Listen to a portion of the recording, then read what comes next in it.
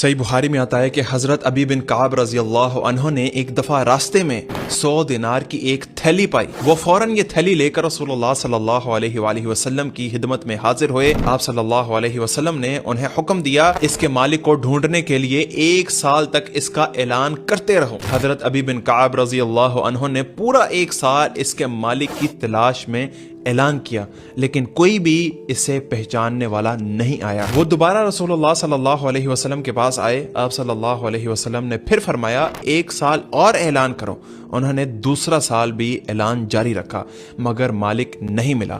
تیسری بار جب وہ آپ صلی اللہ علیہ وآلہ وسلم کے پاس آئے تو آپ صلی اللہ علیہ وسلم نے فرمایا اب اس تھیلی کی خاص باتیں یاد رکھو، یعنی تھیلی کیسی بنی ہوئی ہے، اس میں کتنی رقم ہے، کتنے دینار تھے اور کس طرح یہ بندھی ہوئی ہے، کس رنگ کی ہے، اس قسم کی نشانیاں تم یاد رکھو۔ اور فرمایا اگر کبھی اس کا مالک آ جائے اور یہ باتیں بتا دے تو اسے واپس کر دینا، ورنہ اب تم اسے اپنے کام میں استعمال کر سکتے ہو۔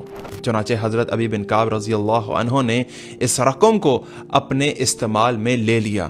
بعد میں راوی کو شک ہوا کہ آپ صلی اللہ علیہ وآلہ وسلم نے 3 سال کا حکم دیا یا صرف 1 سال کا۔ اگر شرعی مدت کے بعد بھی مالک نہ ملے تو اسے استعمال کر سکتے ہیں، لیکن اس کی نشانیاں یاد رکھنا ضروری ہیں۔